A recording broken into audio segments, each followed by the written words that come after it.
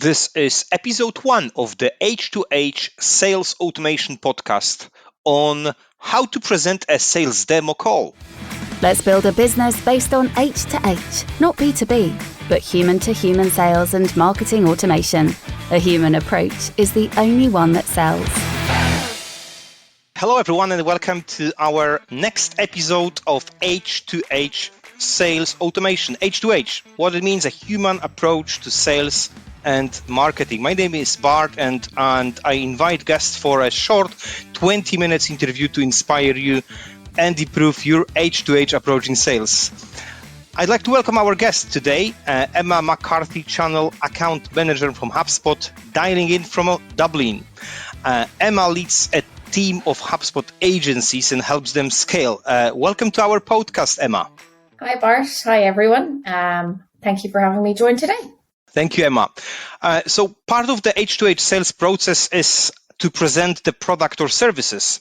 With service, quite often, salespeople need to make a demo or kind of presentation as part of the sales process. This is certainly how we approach the way that we sell the HubSpot licenses. So what we want to discuss with Emma today is, sales demo that wins, what we and how we can approach the demo of the product presentation. And we're going to share some tips, some ideas that we hopefully you will be able to implement within your business. So my first question, Emma, to you is, when last time have you done demo? Last week was the last time I did a demo of our software. So not too long ago, seeing as today is Wednesday. Mm-hmm. And do you usually work with clients on a demo, or do you present directly to clients, or just supporting the demo? A bit of both. Sometimes it's to a potential new client. And sometimes, as you mentioned, when you introduced me, I work alongside agencies that are talking to their businesses about HubSpot. So sometimes it's in tandem with a marketing or sales agency, and sometimes it's directly to a client or a prospective client. Mm-hmm. And so I get you're doing quite a lot of demos, or you can listen different agencies that you coach, how they actually approach the demo. So now after a COVID, probably most of us actually are get used to the demo calls, or maybe the calls that you are talking about the business sales. Part of the process is some kind of presentation of the service, whatever you're selling. So how would you approach definition of the demo call? When I actually call the demo call, what is coming to your mind? Demo call is? Yeah. So the way I look at a demo call is you're presenting a potential solution to this business, and you have gotten to know the business in enough detail that you feel it's time to present and show them what this solution could look like and how it could improve their day-to-day, their bottom line, their visibility of reporting, whatever the reason may be. But I think the crucial step for me is getting to know enough about the business so that you feel you can give a personalized demonstration and potential solution to that business. Nobody really wants, in my opinion anyway, to see every element of a piece of software that has no relevance to their pain points or their challenges or their goals. They want someone at HubSpot or any other software company or to be speaking to their needs. So I think us, as anyone who's in a selling role, step one needs to be understanding those needs in great detail before you get to a demo stage or presenting a solution, a proposed solution. I really like your take on the demo. Be relevant. So demo is a first or one of many stages helping us salespeople to understand what solution can we provide to the business. Am I right? Yeah, exactly. So normally it would be, depending on the scenario you're in, it would be kind of probably typically stage 3 of a sales process. In most cases, it's kind of like introductory, might be connecting with them on LinkedIn or email, and then it's getting to know that business and going into kind of a discovery session, getting to know their needs, what they're looking to achieve, what they're looking to change, improve, and then moving into stage 3 of a proposed demo and providing a potential solution to get them from the points that they are today of where they want to get to, and how HubSpot or whatever you're selling may get them there. I really like your keyword called scenarios. I think we will come back to this later on, how to prepare for a demos, how to create the scenarios in which the conversation could lead to. But I really like your process, 3-stage process. This is what you described when it comes to selling the software like HubSpot. And my take is about is to talk about the demo as a process. It's not one way of showing and presenting the solution, or even worse, the features of the product. It's more listening. It's more even a kind of extension of networking to understand the needs of the client, and that demo will help you to get that information. Fantastic. Thank you very much for sharing this with us. Yes or no? Another question. Yes or no? With a sales demo, the goal is to impress your prospect. Yes or no? I would say no. Maybe by it being kind of contradictory there, but I think it's the way I look at a demo is it's a nice to have, and it's a validation kind of step of you've listened to the business's requirements and needs in enough detail that you are confident that your piece of software or your solution is a good fit to help that business. So in my opinion, really the demo is just confirming that with them. So you've listened and you've asked enough questions and you've got deep enough and you've digged right down to the root cause of potentially what needs to change, and you're confident that yes, HubSpot or the solution that you're going to present in the demo is a good fit. So it's more a confirmation and validation step of the sales process, rather than let me show you every single element of HubSpot, potentially confuse matters and try and impress you, because you're looking to overcome challenges and pains, really, and make them hit whatever goals they've set, rather than impress them with the new shiny tool. So that's where I kind of come in and say no as my answer there. Thank you very much. That was one of the blog posts I read recently, that sales demo is to impress, and I 100% agree with you. It's not to impress, but is to align, to confirm, to understand, and to move a conversation if that good fit is ready for the next stage. So what is interesting is that quite a lot of salespeople are actually moving demo call into the overwhelming process of giving tools, information that you probably don't gonna actually even consume, especially when you run presentation over Zooms or any other online platforms. Now, how to prepare for demo call, how to not make a mistake, to actually not present the information that you don't want to. Any tips on preparation? Yeah, so a previous manager actually gave me this advice, which was, it's relevant, I suppose, to the HubSpot platform, but never show more than 4 tools inside the platform. Customize your demonstration, and when you're showing the up to 4, it might be 2 elements of HubSpot that you're going to show them. So you don't take 4 as the magic number. It might be 5 if it's a bigger business, but in and around that number, before you go in and show them any of these different parts of the software, come in with a statement of why you're going to show them. So an example here would be, hi Bart, thanks for the time we spoke last week. I'm going to show you 4 parts of HubSpot today.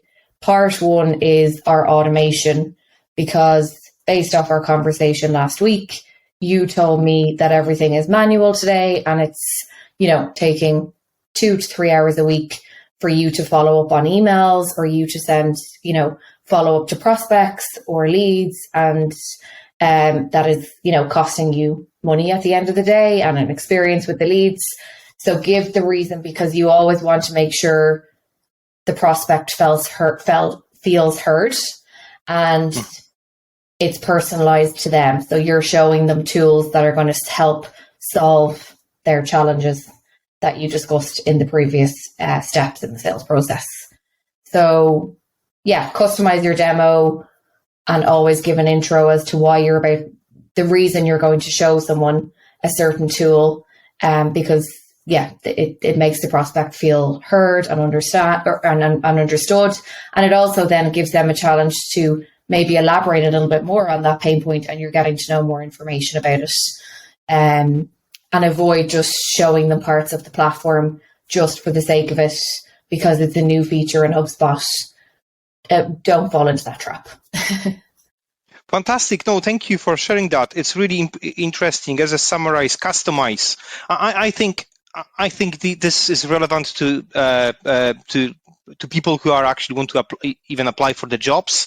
The same way, then don't customize their own approach, how to sell themselves. And at the same trap is with the sales, is they do not customize. They've got the nice, shiny presentation or the workflow that they follow, but they can't actually see their clients in that workflow. They just follow the slides, basically, the old-fashioned way, while what client is actually looking for is to, okay, what is in there for me? How would you actually help me to deliver that solution?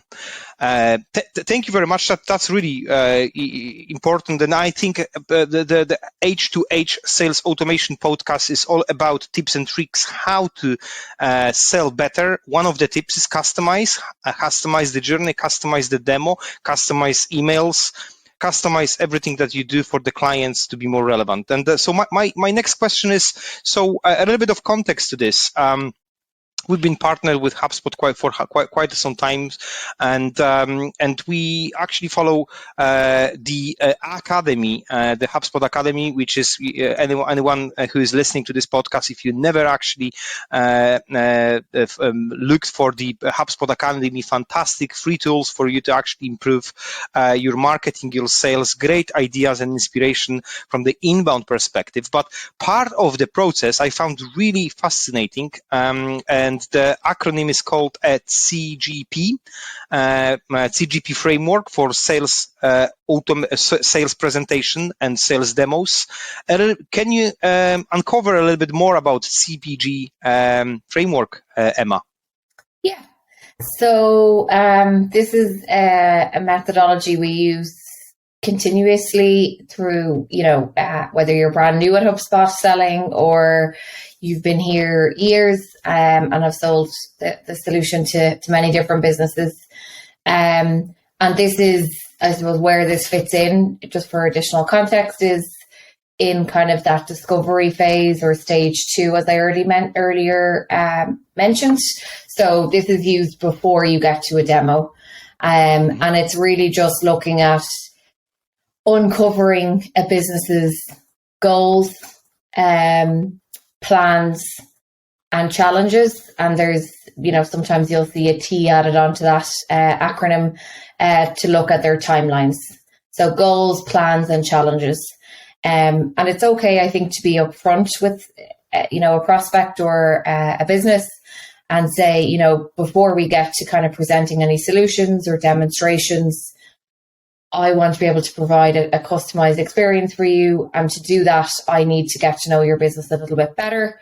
And I'm going to be asking you questions about, these goals that you may have, whether it's quarterly goals, annual goals, plans to get there. What do they look like right now? What's stopping you? What challenges are there? So be upfront with your prospect and kind of let them know that you need to dig into these different letters of this acronym to be able to customize the process for them and get to know their business, in enough detail. And don't be afraid when you get the answers to these goals, plans, and challenges to keep digging and keep asking why, or, don't just take the first answer you get. Oh, we need 100 more leads. Okay, why do you need 100 more leads, and keep digging to really kind of get to those root causes. So yeah, that's the acronym that we use here at HubSpot. And it doesn't have to come across robotic in your conversation. It can still flow like a conversation, and you're listening to the answers that you're getting and asking more questions, etc. as well. What I would also add, being not robotic, obviously, with a sales process is not a tick boxing exercise. We are all humans. We have our own context of the conversation and own challenges, own goals, and so on. What I found really fascinating, the last bit that you actually did mention, is timeline. And I found this very interesting because when we actually proposing some solution to the partner, whatever you're selling, we can take an example of, taking or changing the insurance provider, for example. So the question at some point needs to be asked about the timeline. When actually they want to switch provider? When actually do they think to actually go ahead? Are they making decision this month, this week, next month? Or they just digging in and they're doing the research? Because when we know the timeline or a rough timeline, you will be more precise with your forecasting with the sales. So I found the final bit very much important, actually, to ask and see what is the time that we want to actually move the conversation forward. So when it comes to HubSpot demo, just final two questions, Emma. We're approaching 20 minutes. We try to be precise with the timings because everyone, all these people who are listening us, will actually go and start using all these tips. So the question is, how do you actually deliver the demo? Are you a fan of actually doing the PowerPoint or Google Docs or the kind of PDF type of presentation, or are you more likely to actually show the product screens, or maybe something else? Maybe you don't show anything. Maybe you just show yourself at the screen. We're talking about the online scenario when we actually provide a demo via online means of contact. Any suggestion, or how do you approach the demo? So I approach it by showing the actual product. But preparing that, not just opening an instance of HubSpot in a demonstration environment. So closing down all of your tabs and opening up, like what I had mentioned earlier, the 4 different parts that you are going to show this prospect or this business inside of HubSpot. So if that was, automation, reports, some marketing tools, and the CRM, I would have 4 different tabs open and also personalize what they see on the screen. So if the business is named, 123.ie, and they're an insurance business, add some information into that demo account that speaks and that's relevant to that insurance business. Or if it's an e-commerce business, or if it's a financial provider, whatever it may be, just so that they can relate to it when they actually see the product. So I don't use presentations, I don't use PowerPoint slides, but I do probably spend as much time preparing, and customizing the product so that when the business joins, they know I've prepared, they know I've listened on the last call, and I'm showing them, tools and parts of HubSpot that could potentially help them.